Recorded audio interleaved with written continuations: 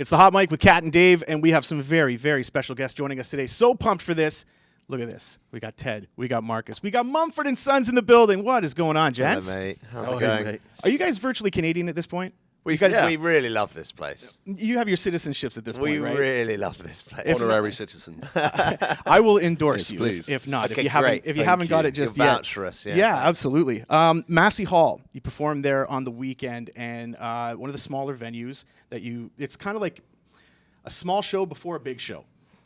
What does it feel like when you go into a place like Massey Hall and then all of a sudden you're playing a place like Scotiabank Arena? Because I've been lucky enough to see you in a very small space and then see you in a big space and your sound transferred perfectly.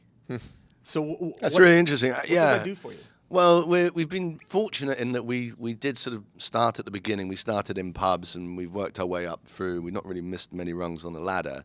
I think with each step up into a larger space, we never quite imagined or believed that it would work. But I think perhaps because of the kind of gradual nature of that progression, albeit quick, it's been a really joyful thing. And we always sort of we're excited to play our music to as many people who would want to come and listen. So we do embrace those larger spaces. But this tour before the tour that we're currently on, has been such a treat for us because we've missed those magical rooms. We did the Palladium in LA, which is a special place for us, the Chicago Theatre night before last, and obviously Massey Hall last night. And just honestly, three of our favourite ever rooms. And Massey Hall, like Neil Young made a record there that is one of my favourite records of all time.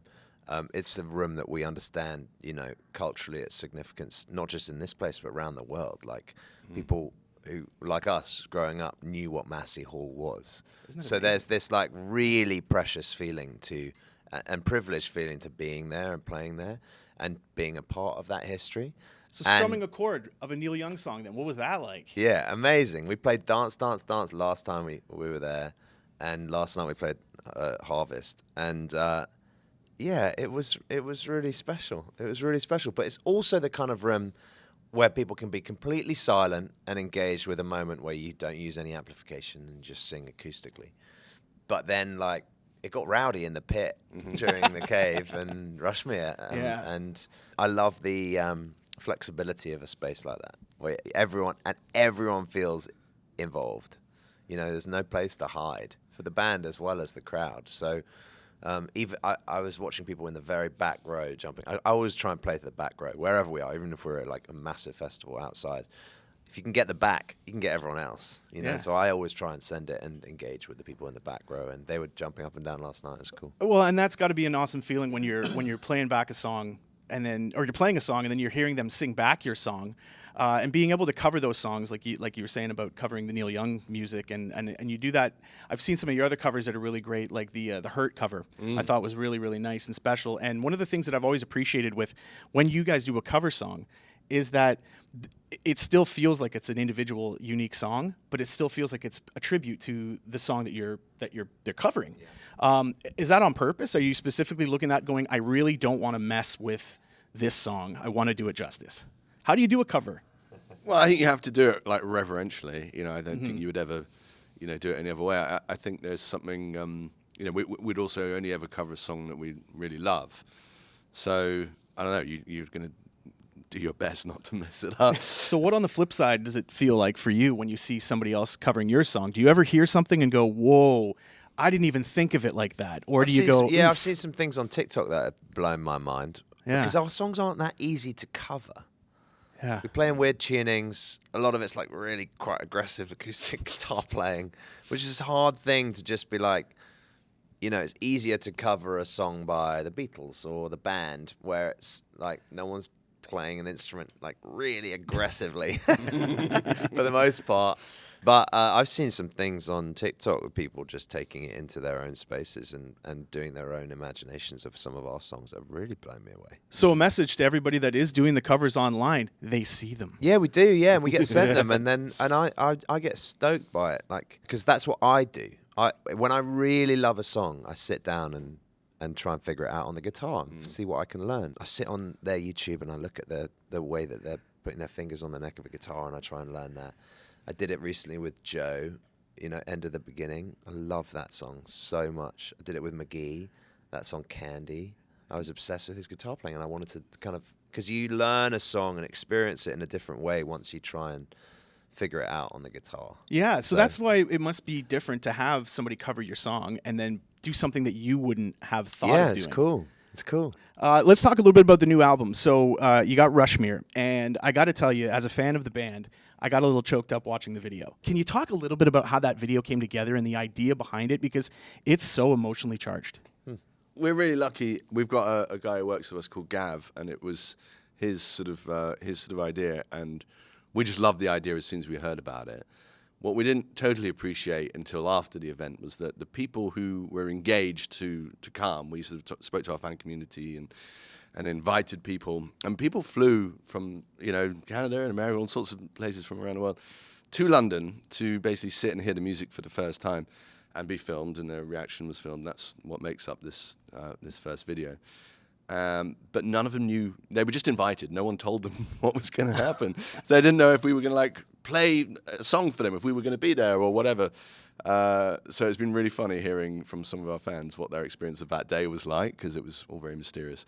It was kind of like a focus group almost a little bit. Right? Yeah, it was like a focus group. Yeah. That's funny, yeah. But it was also because, so many of our fans get to know each other through that community. And so it was like a kind of little reunion and opportunity for us to, really for the very first time, before we played any of these songs live, have some of our fans actually hear that song and hear the first music from Rushmere. So that was cool as well. Beautiful. Well, I am really pumped for this album because it's been 7 years now since the last one, and the world hasn't changed at all. Nothing has happened in 7 years. Everything's fine. It is identical to everything is the same. So I assume this album is very 2018-ish. Yeah, right. Yeah. How does this album feel different? Do you know what it feels like? We made a couple records in a row that were in reaction. I think Wilder Mind, the third record, we made in reaction to how big Babel got, and we were blown away by that and not really planning for it, and we responded to it by making something like we really wanted to make, but it was a bit in rejection of what we'd come from, in a way that artistically was interesting to us. Delta we made in reaction to Wilder Mind, and we went like kind of sprawling and epic with it. And then this record feels more like a first record to me, because we spent 2 years in the studio together before we put it out, which is about the same time. We formed the band in 2007. We put Sigh No More out in 2009. And you feel like pretty prepared because you've had the time in the studio, you've had the time hanging out, writing the songs, rehearsing songs with no touring schedule booked. Because after the first record, every time we sat down for a recording session, we'd have a show booked on the other side of it. And Marcus Drowse, who was producing us then, was like, you guys are crazy. You need to not book shows on the back end of recording sessions because it puts a pressure on you that might not be creatively as helpful. Yeah. So this was the first time we made a record without any touring plans on the table. And it was really freeing, and it felt like we got to make a record like not in reaction to anything, but really with an intentionality and a kind of creative curiosity that we'd allowed space for. And that was really fun. Then we finished it and we just kept writing songs. So we've been writing songs for 2 years, and it's been rad. And there's lots more to come. And it just feels like you put what you need to put out for Rushmere, and you've got more in the back pocket. Yeah, you've got lots more. Yeah, and the Rushmere songs really collected themselves quite naturally into what they were. Those 10 songs, no question. Yeah. Really, when we had the time to kind of stand back and look at it, it was like, this is a body of work in a kind of old school way. Like, this is a record. In a Beyonce way, actually. She likes making records still. And I'm so glad you said that. I want to talk about records in a second.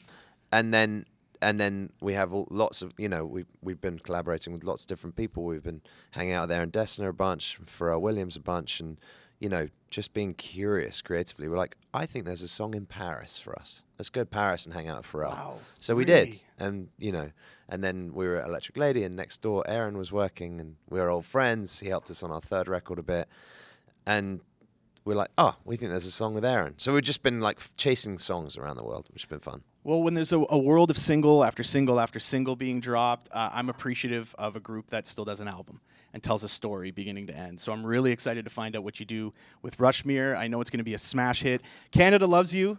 We love Canada. Yeah, love and I Canada. can see it, and we appreciate you, and can't wait to have you back again soon, whether it be a Thanks, small venue, a big venue, wherever it is. Mumford & Sons brings it every single time. So really excited for that, and we'll see you guys soon. Thank you, Thank you, mate. Cheers.